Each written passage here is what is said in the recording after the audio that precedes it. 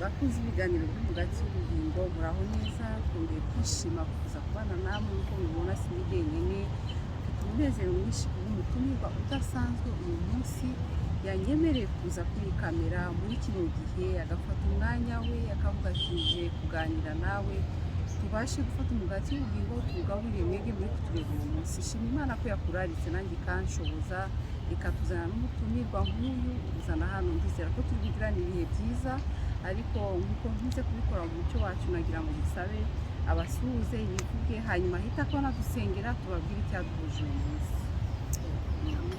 Amen.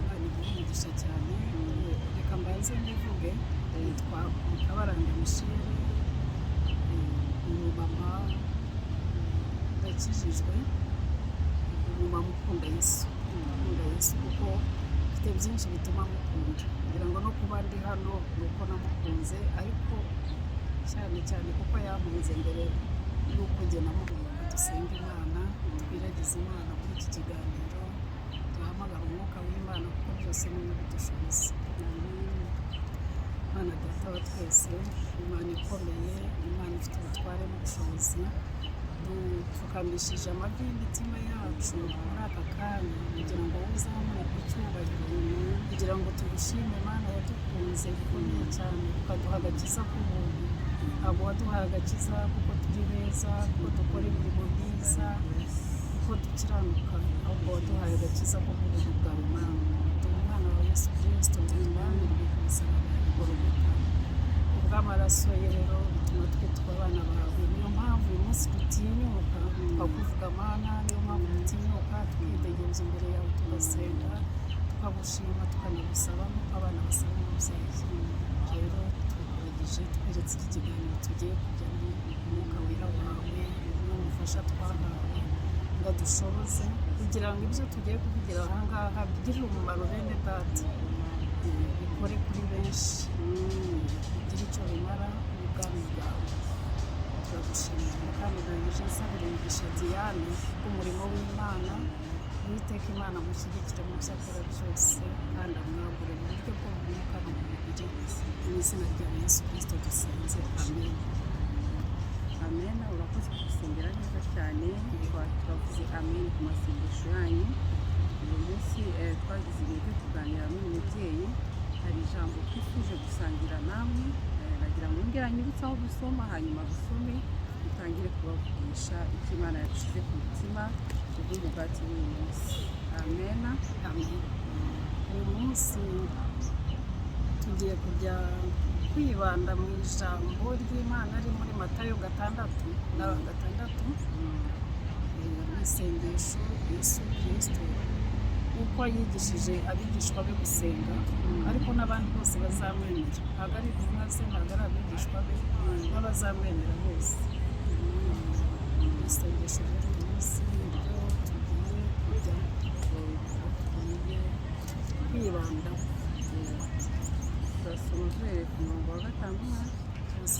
turasoma duhereye ku murongo wa 5 MAtayo 6:5 ariko sinzi niba wanyemerera mbere avuga indirimbo ntabwo nazanye igitabo cy'indirimbo yo mu gitabo 105 mirongo igitero kimwe cyangwa bibiri ndaza kugusha ku mpamvu iyo ndirimbo ngiye kuyivuga sinzi kuririmba neza ntabwo ngira ijwi ryiza ryo kuririmba iyo ndirimbo iravuga ngo nari ngoshywe rwose mu mwijima mwinshi sinari nzi Yesu wavuye mu ijuru yamboye ingoyi zose nari mfite haleluya nsigaye ndirimba Yesu igitangaza pe igitangaza koko rwose ni igitangaza ko Yesu yanyijije umwuka we wera Msangezi wanjye mwijuru amahoro twageragejwe n'umwanzi Satani, ngo niyo ntambara y'ukwizera, ijambo ry'Imana niryo nkota yanjye, kandi rizangeza mu ijuru amahoro. Nziza irimo amavuta y'Imana, nubwo tutaba dufite amajwi neza, ariko Imana ireba umutima turirimbanye. Impamvu nkunda iyi ndirimbo iravuga ngo nari mboshwe rwose mu mwijima mwinshi, twari tuboshwe mu mwijima mwinshi, ariko Yesu yaratubohoye. Niyo mpamvu uyu munsi tubasha kuvuga iby'Imana. Ubu nsigaye ndirimba Yesu, imitima yacu isigaye iririmba Yesu, kuko Yesu yatubabariye. Ni nayo mpamvu natwe tugomba kubabarira. Hanyuma igitero kiravuga ngo umwuka, sinkivuga cyose, ariko hari aho igitero kigera kikavuga ngo umwuka we wera niwe ujya unyobora, ngo kandi uzangeza mu ijuru amahoro. Tubonye ko umwuka we wera niwe ujya utuyobora kandi niwe uzatugeza mu ijuru amahoro. Amen. Turongera tubona ko mu ijambo ry'Imana niryo nkota yacu, kandi nanone rizatugeza mu ijuru amahoro. Iyo ndirimbo rero ndayikunda cyane, niyo numva ntari muri mudu yo gusenga, iyo nyiririmbye umwuka wera araza akabana nanjye, akagenda anyigisha uko nsenga. Amen. Niyo mpamvu rero dutangije korali Diane Michel, twabishoboye tugatangira turirimba. Niyo mpamvu rero tugiye kujya mu ijambo ry'Imana, kuko muri urugendo rw'agakiza nta jambo ry'Imana, nta mwuka wera ntibishoboka. Rero niyo mpamvu tugiye kujya mu ijambo ry'Imana. Tukaba tugiye kujya muri iri jambo ryo muri MAtayo 6 guhera kuri 5. Yego, tugiye kurivuga rero. Iri jambo riravuga ngo nimusenga ntimukamere nk'indyarya, kuko bakunda gusenga bahagaze mu masinagogi no mu nzira ngo abantu babarebye. Ndababwira ukuri yuko bamaze kurugororerwa ingororano zabo. 6 baravuga ngo wewe nusenga ujya winjira mu nzu ubanze ukinge urugi, uhere ko usenge so mwihereranye, ngo nuko se ureba ibyiherereye azakugororera. 7 baravuga ngo namwe nimusenga ntimukavuge amagambo muyasubiramo hato na hato nk'uko abapagani bagira, bibwira ko kuvuga amagambo menshi ari byo bituma bumvirwa. Ngo nuko ntimugase nabo, kuko so azi ibyo mukeneye mutaramusaba, nuko musenge mutyo. Ngo data wa twese uri mu ijuru, izina ryawe ryubahwe, ubwami bwawe buze, ibyo ushaka bibeho mu isi nk'uko biba mu ijuru. Ngo duhe none ibyo kurya byacu by'uyu munsi, duharire imyenda yacu nk'uko natwe twahariye abarimo imyenda yacu. Ntuduhane mu bitwoshya, ahubwo dukize umubi, kuko ubwami n'ubushobozi n'icyubahiro ari ibyawe none n'iteka ryose. Amen. Ariko 14 akavuga ngo kuko nimubabarira abantu ibyaha byabo. Yesu irayinsiste, yahatinze, akunda gutinda kuri iki kintu. Nimubabarira abantu ibyaha byabo, na so wo mu ijuru azababarira namwe. Ariko nimutababarira abantu, na so nawe ntazababarira ibyaha byabo. Amen. Irakomeza rero. Yohana igice cya 12 asome, aravuga ngo icyakora bamwemeye bose bakizera izina rye, ngo yabahaye ubushobozi bwo kuba abana b'Imana. Amen. Ni nayo mpamvu ririya sengesho ntabwo Yesu Kristo yashatse ko dusenga tubanza kuvuga ngo Mana. Yesu Kristo yashatse ko dusenga abana data wa twese, kugira ngo, kuko iyo avuga ngo Mana hari ikintu njya nibaza ko wenda twari kujya tugira n'ubwoba, kuko Imana ni Imana iteye ubwoba, ni Imana ikomeye, ariko yashatse ko tuba free uze nk'umwana, kandi koko twabaye abamwemeye bose. Ijambo ritubwiye ko yabahaye ubushobozi bwo kuba abana b'Imana. Niyo mpamvu yatubwiye ati nimusenga mujye muvuga mutyo. duhere kuri data. Noneho tugiye kujya muri acte des apôtres, muri mu byakozwe n'intumwa, igice cya mbere 8. Icya mbere 8 haravuga ngo icyakora muzahabwa imbaraga umwuka wera n'abamanukira kandi muzaba abagabo bo kumpamya Yerusalemu n'Iyudaya hose n'i Samariya no kugeza ku mpera y'isi. Amen. Ibyo byose ni ukuvuga ngo Diane umwuka wera niwe wagushoboje gukora ibi ngibi, kuko utugahunda two muri iyi minsi ya nyuma ni twinshi, igihe kitubana gito, ariko umwuka wera niwe wagushoboje kugira ishyaka ry'umurimo w'Imana kandi akomeza gushyigikira.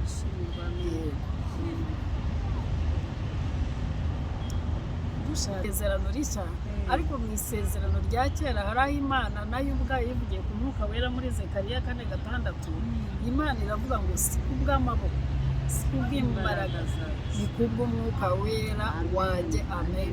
Ce n'est ni par la force ni par la puissance, c'est par mon esprit. Amen. Imana irabivuga. Icyo gihe yavugaga ku misozi yari imbere y'umugaragu wayo Zerubabeli. Urabona ko atazabishobora. Haleluya. Si kubw'amaboko, si kubw'imbaraga, ni kubw'umwuka wera wanjye. Uyu munsi rero ntushobora gukorera Imana udafite umwuka wera, ntushobora kuvuga Imana udafite umwuka wera. Ibyo ntabwo bishoboka. Rero ndashima umwuka wera ko yanshoboje.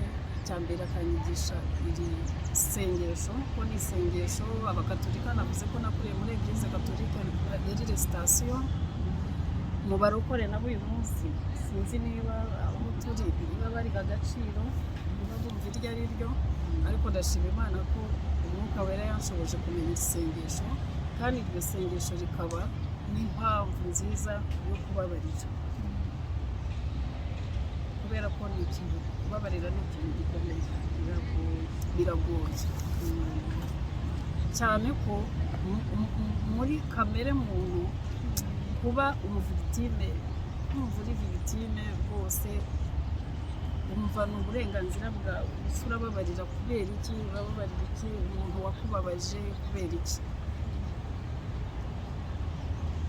Umwuka wera nanone ngiye kuvuga ku ubuhamya gato, ibintu byambayeho mu minsi ishize ya vuba, atari ubwo buhamya bijyanye na jenoside. Mbere ya covid gato nagize ibibazo bikomeye, mpura n'intambara, icyo bita komba spirituelle ya nyayo, ariko hanyuma biba numva birakomeye cyane. Noneho njyewe icyo nakoraga ni ukwirwa mburana n'Imana, amagambo nkavuga, amagambo akandenga, nkajya mu cyumba cyanjye cy'amasengesho nkayibwira, ese ko nitwa ko ndi umwana wawe, byabaye bite? Umubyeyi akunda umwana, ibi ntibimubaho, dore nkanjye abana banjye bagize iki, mva nkavuga amagambo akandenga. Rimwe rero ndicara rwose ndayibwira nti rero sinzi niba nanakora divorce nawe Mana, niba byanashoboka, kuko rwose birandenze ibintu oya, ariko sinabasha kukuvaho, nabyo sinabishobora. Ariko noneho ndagira ngo nkwisabire ikintu kimwe, Mana, ese urukundo ujya umbwira ruriye? Ese kuva ryari wabaye indyarya? Wo wera urera, uri Imana ikiranuka. Mbega ikiganiro kuko kuri wari rwose mbabarire nkubaze. Imana ifite ukuntu ivuga kwinshi, Imana ivuga kwinshi, Diane urabizi. Ugiye kumva numva ijwi rirambwiye ngo iyo ubyutse ukora iki?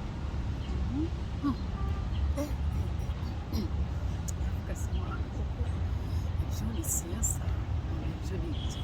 Ndavuga akababaro kamaze kundenga, ukambaza icyo iyo mbyutse icyo nkora. ijwi rirongera iyo ubyutse ukora iki. Niyo mpamvu iby'umwuka wera ab'isi ntibashobora kumenya. Ijwi ndavuga noneho ubwo ndaseka, yumva ka kababaro karagiye, ndaseka ndavuga buke yego wagitereraga igipindi nyine wagira ngo nseke, warebye ubona umutima wanjye ugiye guturika, ntacyo urakoze no kuba nsetse. Imana yacu ivura kwinshi. Ijwi rirongera ngo ariko nakubajije niyo ubyutse ukora iki. Numva noneho birakomeye, ndavuga rero nubwo nigira rimwe ndabizi ko udakinishwa kandi ndakubaha ndanagutinya, reka gusubiza icyo wambajije rero. Kubera ko jyewe n'Imana ndi umunyantege nke, ariko jye n'Imana ni nk'umubyeyi, ni nka papa, ni nk'inshuti yanjye, ni byose. Ibyo nabasha kubwira abandi bantu jyewe ndagenda nayibibwira. Ndavuga reka nze mubwire rero iyo mbyutse, nubwo ubimbajije ubizi, kuko imigendere yanjye, imibyukire yanjye, imiryamire yanjye yose urayizi. Reka mubwire rero iyo mbyutse ndabanza ndanagushima yuko twaramutse amahoro. Ibyo urabizi ntiwabihakana. Narangiza nkunda amazi, Ujya inama. narangiza nkanywa amazi, nkunda kunywa amazi nkayanywa rwose. Ni ubundi nkahamagara nk'umukozi nkamubwira, iyo mfite umukozi nkamubwira ibyo akora. Mvuze umukozi rero ijwi riti ngaho urekere, ugahamagara umukozi. Ariko rero rimwe na rimwe hari n'igihe njya mu cyumba nkasenga, ugahamagara umukozi, bibaye intambara, ugahamagara umukozi. Ijwi rirangije rirambwira ngo umwuka wera wahawe nk'umufasha, wahawe nk'umuhoza, wahawe nk'umujyanama mu buzima bwawe bwa buri munsi, umuhamagara ryari.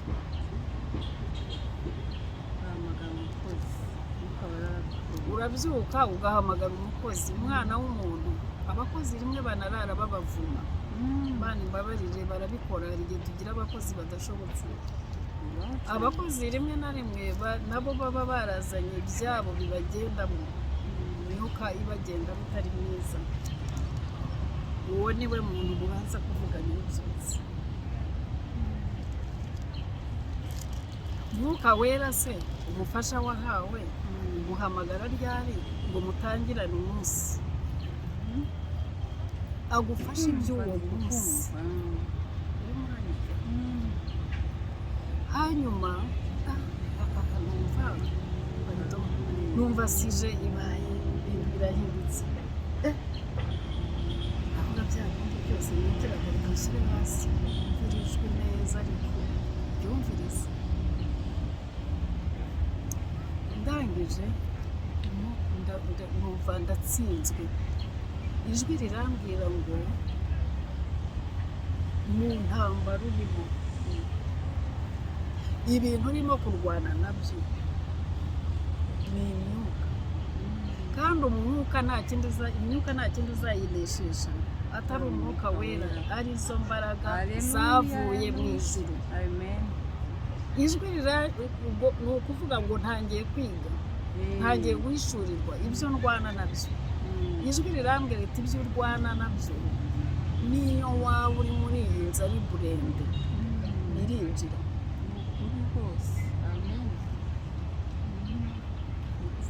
Nta hantu na hamwe iyo mwuka wawe, niyo wajya mu mwobo ukarenzaho. Hari ibintu bajya bavuga ngo bunkeri, abasirikare nibo babizi, tuba twarabibonye mu makuru ngo bunkeri, bakagenda bagacukura n'indakingira ngo mu kinyarwanda. Niyo wajyamo iyo myuka iragusangamo. Rero mwana wanjye nta mbaraga wowe ufite. Muza ku kantu ko guhuza umukozi n'umwuka wera. Nta mbaraga ufite zo kurwana n'ibyaguhagaritse. Umviriza rero, icare, wemere, wige, umenye umwuka wera wanjye, icyamuzanye, icyo akumariye.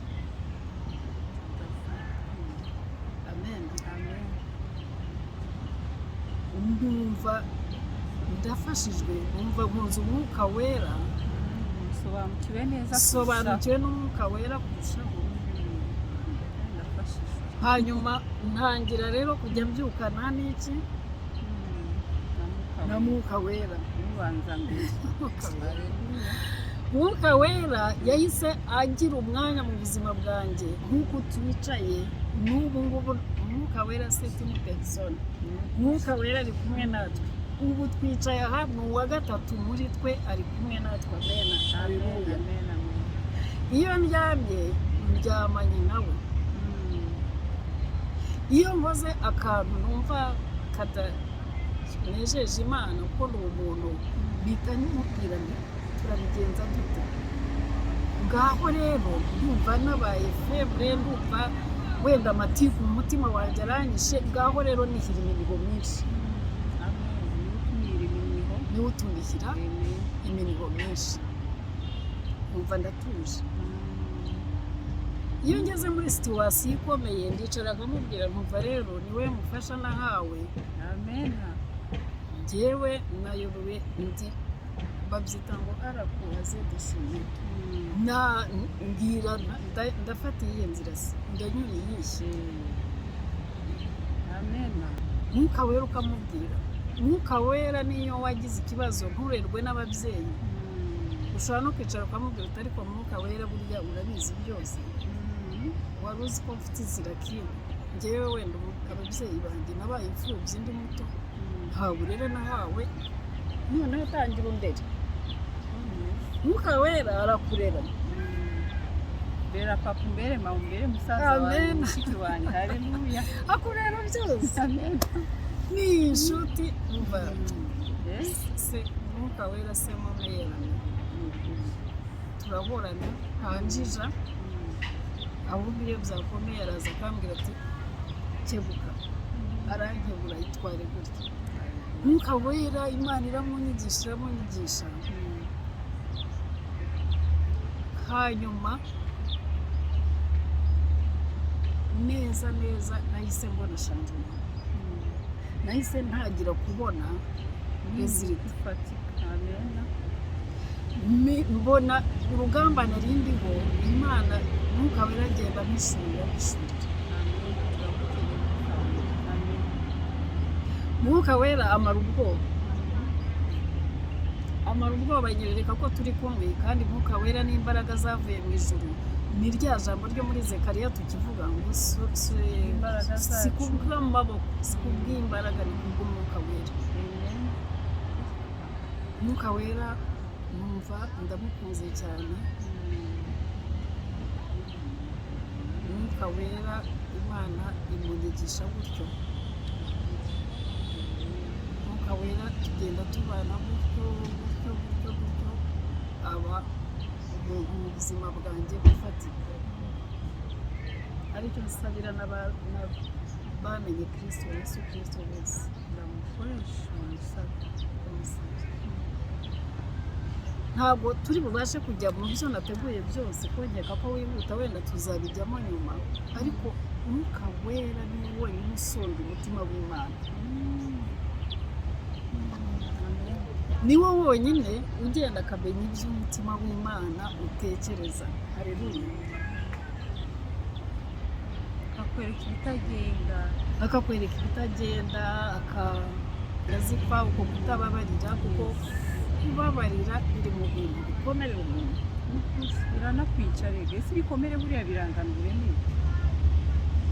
Ntabwo neza kumenya, ariko umuntu yababaye, ariko buri wese iyo ababaye yumva umubabaro we ari wo ugomba no kuwuha agaciro.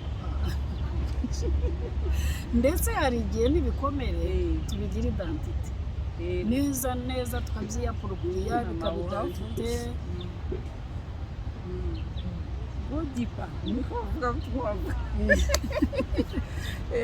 Ikaba identite n'icyo ukoze cyose, atariko njyewe ni circonstance z'ubuzima bwanjye, dore ibyo nanyuzemo, kandi niyo mpamvu muzi ibi ngibi. Najyaga mbona tukiri muri biriya bihugu by'abazungu, nabaye mu Bubiligi imyaka myinshi, noneho ugasanga umuntu yishe umuntu barashakisha ngo ubuzima yabayemo ngo nibwo bwatumye abikora. ibikomere ubwo bamaze kwiyaparupiya ukayigira idanite nzica kubera ko nanyuze muri ibi, ariko se twese tukoze nabi kubera ibyo twanyuzemo ntawasigara mu isi. ntawasigara. rero niyo mpamvu nabivuze ku kantu k'umwuka wera nanyuzemo mu minsi yashize mbere ya kovide gato, ariko umwuka wera ndamubona, umwuka wera arandwanirira ndabibona, uyu munsi rezilita ndazibona. amena ko nta mbaraga n'imwe ibaho ishobora y'umwijima ishobora guhagarara imbere y'umwuka wera, ntayibaho. Yesu Kristo rero ntabwo yadusize gutyo muri iyi si, nubwo itera abantu ubwoba, nubwo abantu imbaraga bazatse Imana bakaziha Satani. Yesu Kristo yadusigiye umwuka wera, arizo mbaraga zavuye mu ijuru. ariko nta sezerano ry'amaraso ya Yesu, uzi ko Yesu Kristo wamwemeye, iyo ni duruwa yawe, nta Satani wayikwaka, nta badayimoni. Ni duruwa yawe yo kubyuka ubwira umwuka wera ngo nkeneye n'ingabo z'abamarayika ziri bubane zingota. amena zingota. mubahe burari rimwe karindwi bavuga ngo uhindura abagaragu b'imiriro, abamarayika bahindura imiyaga. Abana bayo yabahinduye imiriro, n'abamarayika bayo bahindura imiyaga. amena. MAtayo 6. MAtayo 6.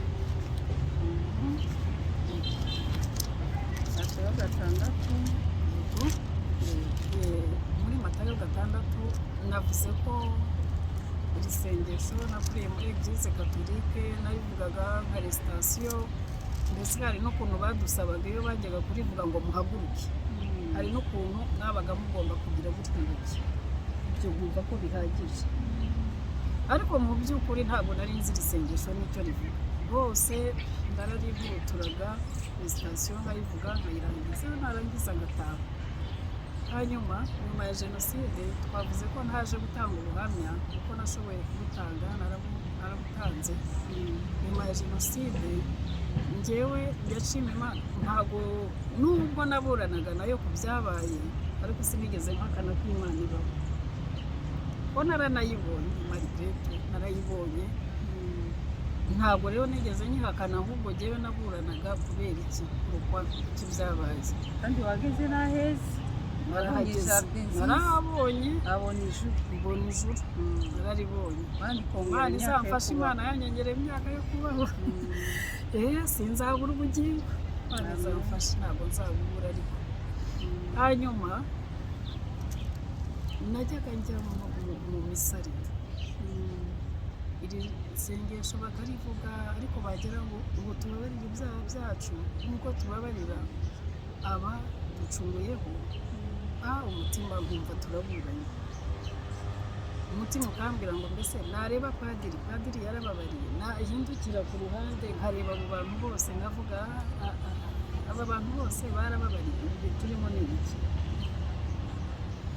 Bukeye nza kubwira Imana, ndayibwira oya, sinshobora gukomeza kukubeshya, rero byiza ni uko nazanasubira no mu kiliziya,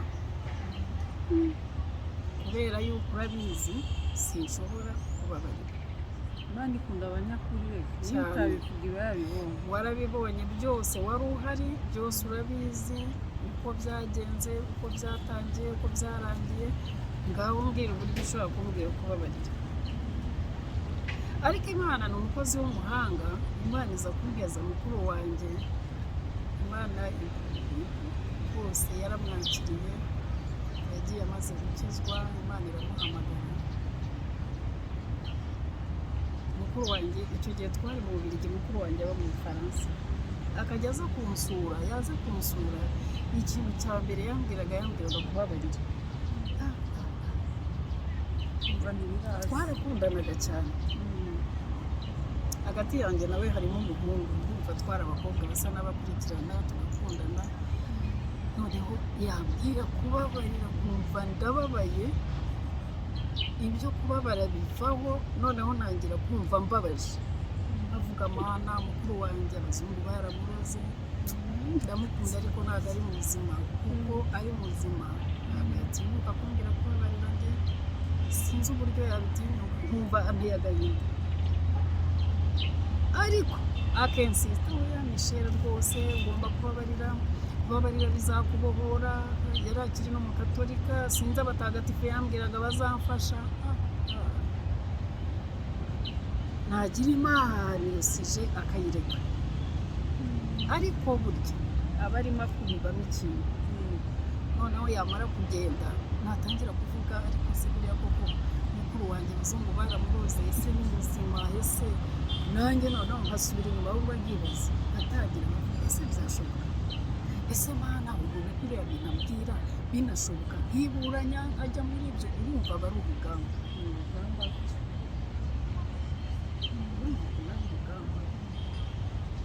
ariko igihe cyarageze ntabwo ndi buvuge ubwo buhamya bwose. Igihe cyarageze rya sengesho mukuru wanjye arakora ku ruhande rwe, umwuka wera arakora rya sengesho naryo, wenda hari abantu bantumiye mu mubatizo ndaburana naryo, mbese ubu urugamba rukomeye, ijwi riguma mu mutima wawe, mu mutima w'ubuze. Igihe kigeze ntangira kumva mvuga ngo ariko se ubundi bariya bantu umunsi bantanze ijuru, ibyo ntangira kubyibaza.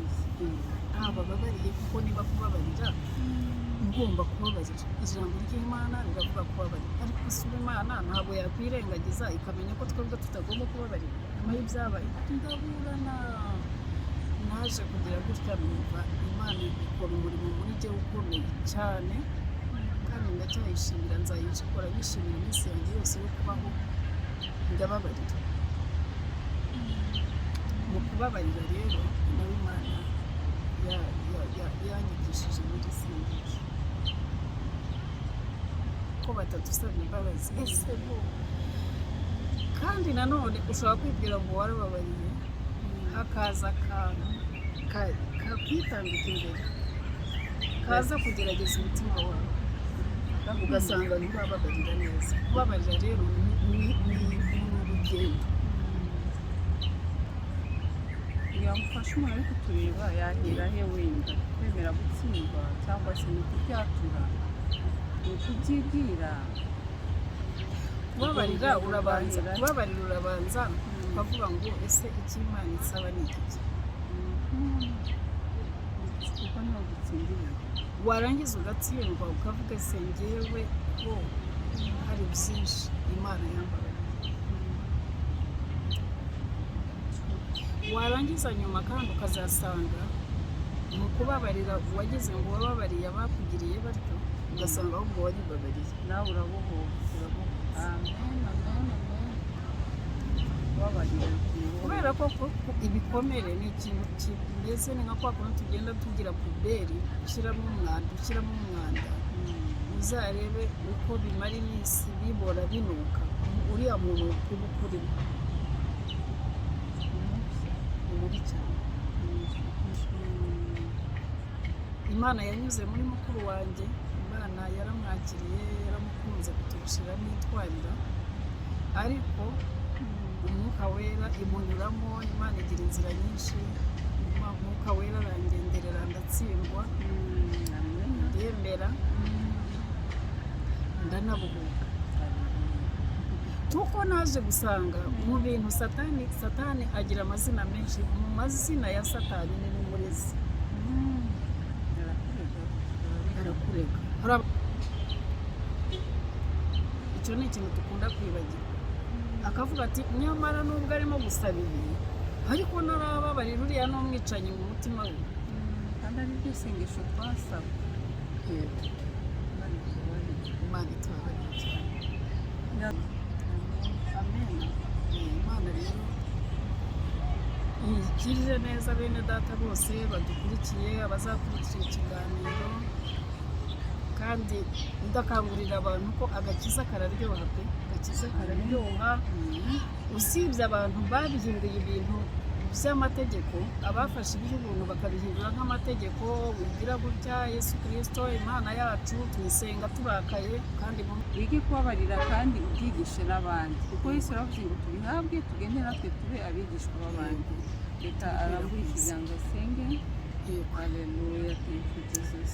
Mwami Yesu Kristo turagushimira Ukuri Imana. uyu munsi Uwiteka Imana tuma ijambo ryayo rigira icyo rikora mu buzima bwawe, mu mama utureba, mu papa utureba, mukobwa, muhungu, urubyiruko, bana bato, ijambo ry'Imana rigira icyo rikora mu izina rya Yesu Kristo, mu mbaraga z'umwuka wera, kugira ngo turusheho gukomera no gutsinda ibi bihe bibi, kugira ngo tubashe gutsinda ibi bihe by'ubuhenebere biri mu isi, hanyuma tuzabone ubugingo. Uwiteka Mana rero turagushimye, tweretse bene data bose aho bari bose ngo ubagirire neza. Turasengera itorero ryawe rigihishwe, turasengera abera bawe,